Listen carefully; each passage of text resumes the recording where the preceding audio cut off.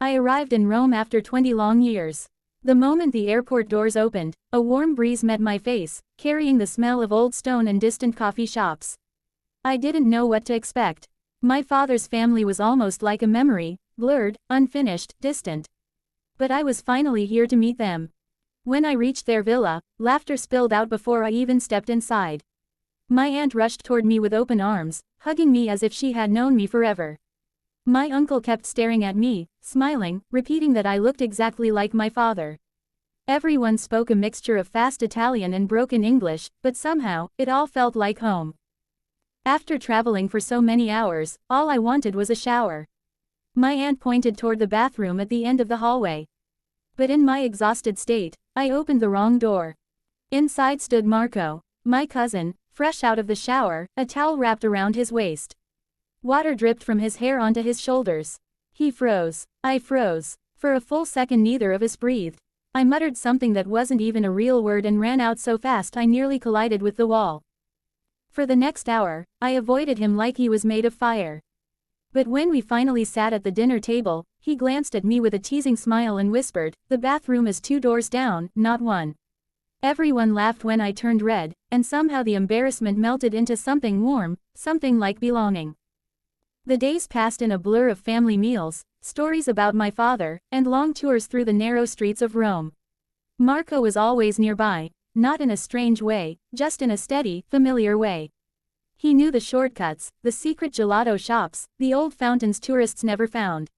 When I lagged behind, he slowed down. When I got confused by Italian conversations, he translated instantly. I began to understand why everyone adored him. One night, the entire villa went dark. A sudden blackout, my chest tightened, my breath broke. Darkness had always triggered something in me, panic that came without warning.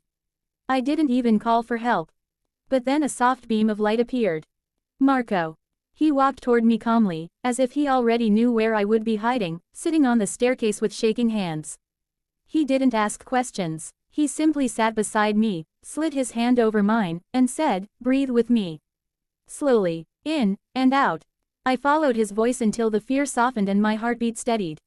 When the lights finally came back, I looked at him, really looked, and I felt something I hadn't felt in years, safety. The kind you don't have to ask for. In the weeks that followed, we became inseparable.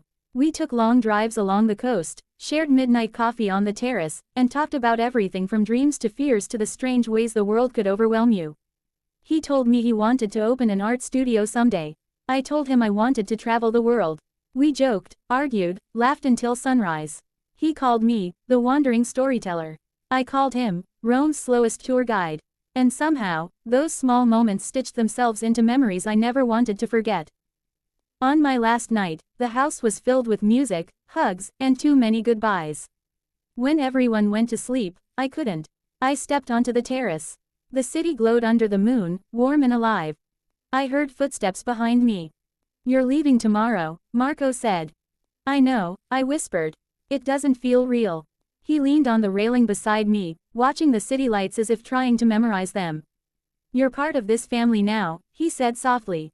"And you always will be." I didn't speak for a moment. My throat tightened. I had spent a month discovering not just a place, but a piece of myself I didn't know I had lost. The next morning at the airport, he hugged me tightly. "Take care, wandering storyteller," he said. "And you," I replied, smiling, "please lock the door before you shower next time." He laughed, shaking his head. "Deal." As I walked toward my gate, I looked back. He stood there with his hands in his pockets, watching until I disappeared into the crowd.